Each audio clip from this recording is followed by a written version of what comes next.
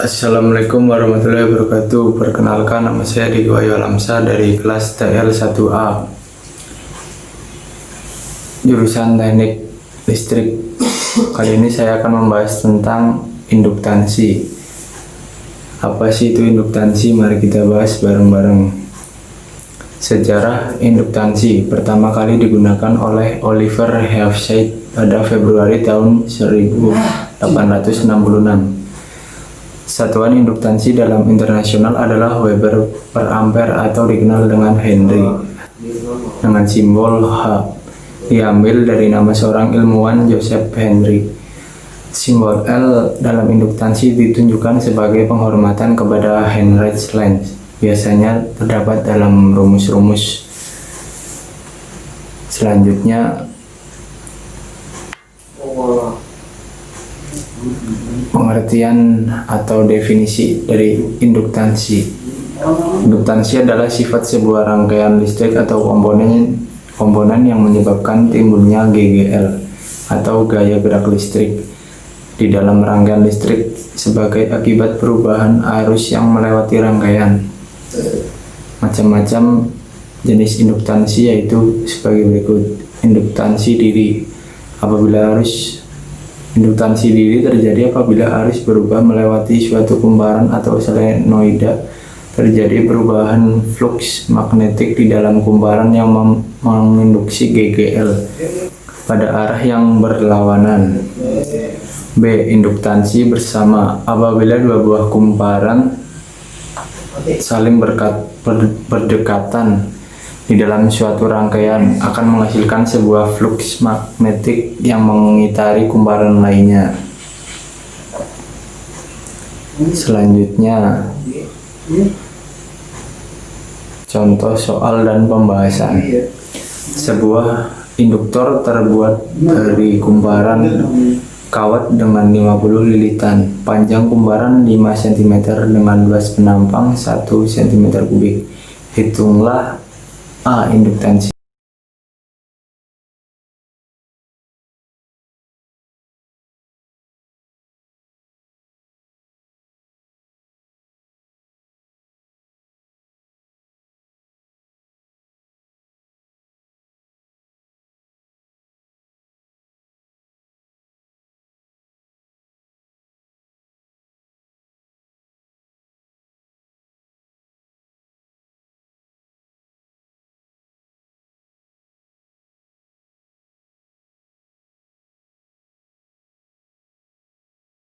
Selanjutnya, tontonlah video berikut ini, video tentang animasi tentang pengertian induksi.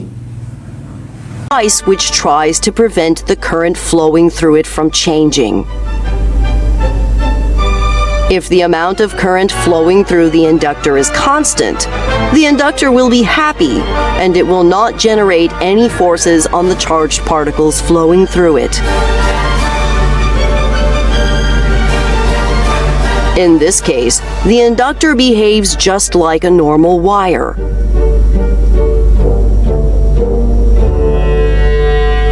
On the other hand, if we try to interrupt the current flowing through the inductor will generate a force, trying to keep the current flowing through it.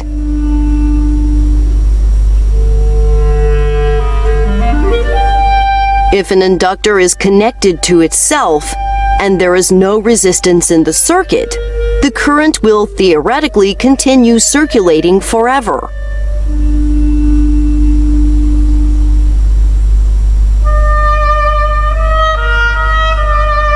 However, unless we are using superconductors, all wires have some resistance to them, and the current will eventually decay to zero.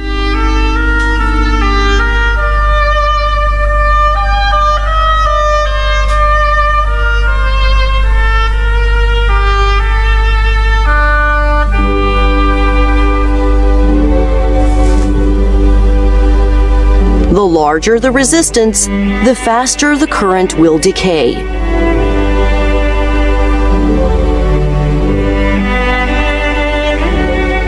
But the larger the inductance of the inductor, the slower the current will decay.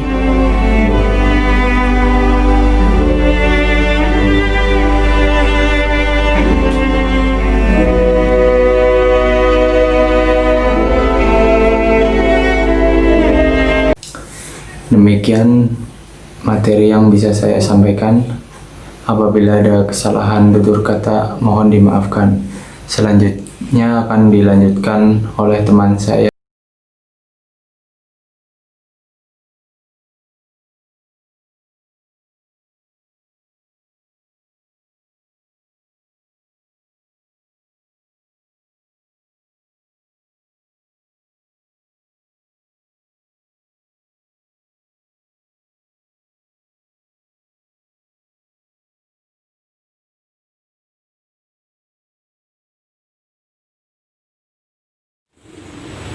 Bismillahirrahmanirrahim. Assalamualaikum warahmatullahi wabarakatuh. Nama saya Aziz Sadra Putra dari kelas TL1A NIM 200204034. Saya akan menjelaskan tentang materi kapasitansi. Yang pertama, dari sejarah kapasitor. Kapasitor pertama kali dibuat pada tahun 1745 oleh ilmuwan Jerman Ewald Georg von Grace, dan secara terpisah juga dibuat oleh ilmuwan Belanda Pieter van Muskenbroek pada tahun 1746. Pieter van Muskenbroek membuat kapasitor pertamanya di Universitas Leiden dan menamakannya sebagai kapasitor Leiden atau lebih dikenal dengan sebutan Leiden jar. Berikut gambarnya. Di sini ada sebuah kapasitor yang dibuat oleh Leiden jar. Lanjut. Definisi. Apa sih kapasitansi? Kapasitansi adalah kemampuan komponen atau sirkuit untuk mengumpulkan dan menyimpan energi dalam bentuk muatan listrik. Apa sih kapasitor? Kapasitor adalah perangkat yang menyimpan energi tersedia dalam berbagai ukuran dan bentuk. Jadi bentuk dan ukuran kapasitor bermacam-macam. Kapasitor terdiri dari dua piring bahan konduktif yang terletak di antara isolator, keramik, film, kaca, atau bahan lainnya termasuk udara. Pelat bagian dalam terhubung kedua terminal luar yang kadang-kadang panjang dan tipis dan menyerupai antena kecil atau kaki logam. Terminal-terminal ini dapat dihubungkan ke suatu rangkaian. Lanjut, satuan kapasitansi. Kapasitansi dinyatakan sebagai rasio antara muatan listrik dari masing-masing konduktor dan potensial, yaitu tegangan di antara mereka. Ini ada rumus kapasitansi, di sini ada gambarnya. Keterangannya, C sama dengan kapasitas kapasitor dalam kurung Farad, Q muatan listrik dalam kurung Coulomb, V beda potensial pada kedua. Nilai kapasitas kapasitor diukur dalam satuan Farad. Ini simbolnya F. Farad adalah sejumlah besar kapasitansi. Jadi itu Farad. Ini di sini ada video tentang soal dan pembahasannya. Mari kita belajar bersama. Semoga bermanfaat.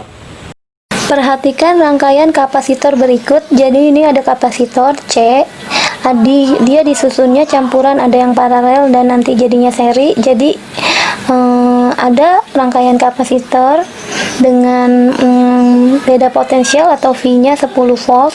Pertanyaannya, muatan yang tersimpan pada kapasitor C5. Jadi yang ditanya Q pada C5 ya. Pertanyaannya ini Q pada C5 itu berapa ya. Nah, untuk menjawab soal ini kita mau cari dulu jadi kapasitor pengganti atau kapasitor total dari rangkaian ini. Pertama, kita lihat di sini C2, C3 dan C4 disusun paralel. Untuk kapasitor yang disusun paralel, ini disusunnya paralel nih ya. C2, C3 dan C4, maka ini jadi kita mau cari untuk yang paralel, C paralelnya kita tambah aja. Jadi 2 tambah 2 tambah 2. Jadi 2 tambah 2 tambah 2. Jadi dapatnya 6 mikrofarad ya. Nah, setelah itu kan rangkaiannya akan berubah menjadi seperti ini. Di sini, di sini, di sini. Nah, di sini. Nah, begini ya. Nah, semuanya akan menjadi seri. Kenapa? Karena di sini punya C1 12, ini 12 mikrofarad. Di sini yang punya CP nih, yang tadi CP, C paralel yang kita udah cari 6. Berarti sini 6 dan di sini adalah C5. C5-nya itu adalah 12 mikrofarad. Nah, sedangkan V totalnya itu V totalnya 10 volt.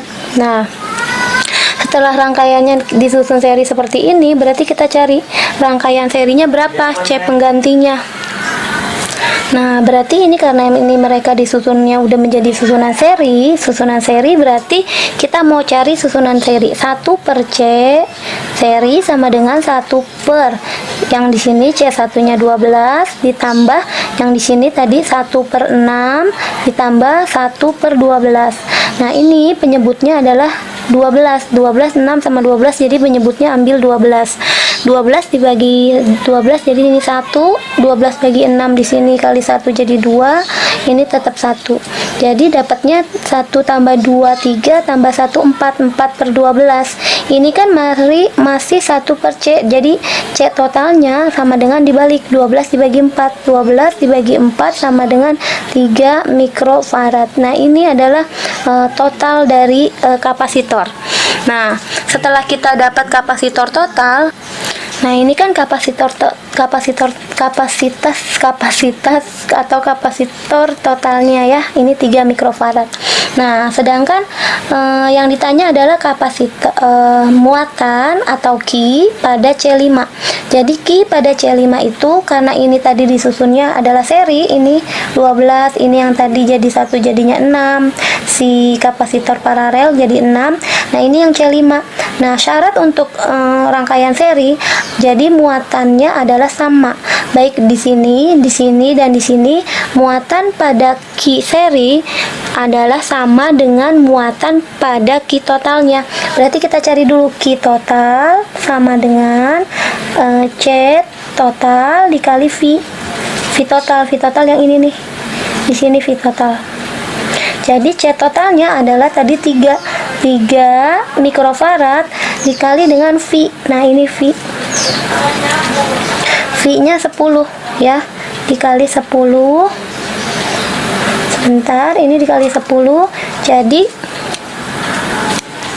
nah, ini tegangan totalnya kan 10, cuma ini 10 volt, sedangkan mereka satuannya maunya mikrokolom. Karena tadi di sini udah mikrofarad, 3 mikrofarad. Nah, yang di sini yang belum, berarti ini dikali 10 pangkat minus 6 biar jadi mikrovolt. Jadi ini dapatnya adalah 3 dikali ini sama ini, jadi 10 pangkat 1 ditambah minus 6 jadi 10 minus 5. Satuannya mikrokolom. Nah, ini mikrokolom. Jadinya disebut juga di sini sama dengan di sini jadinya 30 ya, 30. Nih biar enak, ini 30, 3 kali 10 kan 30, 10 minus 6 nya kan mikrokolom, berarti ini buatnya begini aja, 30 mikrokolom gitu ya. Kenapa? Karena 3 kali 10 30, 10 minus 6 nya ini kita jadikan kan mikrokolom, ini menggantinya mikrokolom ya. Jadi jawabannya 30 mikrokolom gitu ya. Jadi muatan yang tersimpan pada kapasitor C5 adalah 30 mikrokolom. Ini 60 30, berarti ini jawabannya. Ya, itu tadi videonya. Mudah kan? Lanjut, referensi. Saya mengambil referensi itu dari Google. Ini ada di sini. Dan dari YouTube yang tadi video penjelasan tentang soal. Ya. Udah. Sekian dan terima kasih. Bila ada salah kata yang disengaja maupun tidak disengaja, mohon dimaafkan. Wassalamualaikum warahmatullahi wabarakatuh. Bismillah. Assalamualaikum warahmatullahi wabarakatuh. Saya Muhammad Rizky dari kelas TL1A. Di video kali ini saya akan menjelaskan tentang teori resistansi atau hambatan listrik. Kita akan mulai dari pembahasan mengenai sejarah, definisi, kemudian satuan, permasalahan berkaitan dengan resistansi, dan tentu saja adalah solusinya. Oke, kita langsung memasuki pembahasan yang pertama, yaitu mengenai sejarahnya. Bicara tentang resistansi atau hambatan listrik tentunya tidak lepas atau ya tentu saja kita akan membahas juga mengenai teori hukum Ohm. Teori hukum Ohm sendiri adalah teori yang menyatakan bahwa besarnya arus listrik yang mengalir pada suatu penghantar atau kabel itu selalu berbanding lurus dengan tegangan yang ada. Teori ini dicetuskan atau yang memunculkan teori ini adalah seorang fisikawan asal Jerman yang bernama George Simon Ohm. Makanya dinamakannya adalah hukum Ohm, diambil dari nama penemunya yaitu George Simon Ohm. Sedikit profil dari George Simon Ohm itu. George Simon Ohm dilahirkan pada tanggal 16 Maret 1789 di Erlangen, Jerman.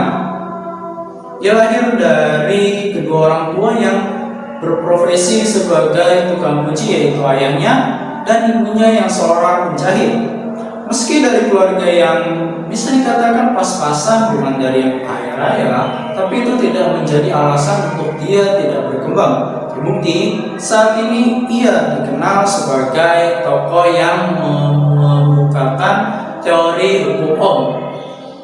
Dan tentu saja ia sangat terkenal di dunia kelistrikan. Kemudian teori ini mulai dikemukakan olehnya sekitar tahun 1825 hingga 1827. George sendiri meninggal pada tahun 1854 di Munich atau München, Jerman. Mungkin itu sedikit cerita sejarah mengenai resistansi atau hukum Ohm. Kemudian kita akan membahas mengenai definisi atau pengertian dari resistansi itu sendiri. Definisi dari resistansi yang paling mudah dipahami adalah bahwa resistansi adalah perbandingan antara tegangan dengan kuat arus listrik. Makanya rumus dasar dari resistansi adalah R sama dengan V dibagi I. R itu adalah resistansi yang satuannya adalah ohm. Kemudian V atau V adalah tegangan atau beda potensial yang satuannya adalah volt. Kemudian I adalah kuat arus listrik yang satuannya adalah ampere. Kemudian setelah membahas tentang definisinya, kita akan membahas mengenai satuan dari resistansi atau hambatan. Satuan dari resistansi atau hambatan adalah ohm. Makanya tadi di awal saya mengatakan bahwa ketika kita membahas mengenai resistansi, tentu kita juga akan membahas mengenai hukum Ohm karena keduanya merupakan satu kesatuan. Kemudian kita akan membahas mengenai permasalahan dan juga solusi yang berkaitan dengan resistansi. Ada sebuah kaidah yang menyatakan bahwa semakin besar penghantar atau kawat, maka nilai resistansinya juga akan semakin besar. Begitupun sebaliknya, semakin kecil penghantar atau kawat, maka nilai resistansinya juga akan semakin kecil. Itulah kenapa ketika kita menggunakan kabel yang ukurannya kecil, kemudian kita sambungkan dengan arus listrik yang kuat begitu, maka kabel tersebut bisa akan panas, meleleh, atau bahkan timbul kebakaran. Kenapa hal itu bisa terjadi? Karena listrik itu pada dasarnya bersifat panas, dan dari panas tersebut juga bisa menimbulkan bunga api, bahkan muncul api. Makanya ketika kita ingin memilih kabel yang akan kita gunakan, itu perlu ilmu, perlu juga perhitungan. Kita perlu tahu dengan ukuran kabel sekian, kabel tersebut bisa menahan arus sekian. dan juga besar resistansinya adalah sekian, sehingga hal-hal yang tidak kita inginkan, entah itu kebakaran, kabel yang meleleh, terjadi konsleting, atau yang sebagainya itu tidak akan terjadi. Solusinya gimana? Solusinya agar tidak terjadinya adalah tidak terjadi kebakaran, kabel meleleh, atau kabelnya hanya sekedar gosong. Solusinya adalah kita perlu belajar mengenai kuat hantar arus sebuah kabel. Dengan kita mengetahui kemampuan kuat hantar arus sebuah kabel, kita jadi bisa tahu kabel ukuran berapa yang mesti kita pakai, diameternya berapa yang mesti kita pakai. Tentu kalau kita sudah tahu ilmunya dan kita terapkan itu, hal-hal yang kita inginkan gak akan terjadi tuh, entah itu kebakaran, kemudian kabel yang meleleh, atau mungkin hanya terjadi percikan bunga api. Itu nggak akan terjadi.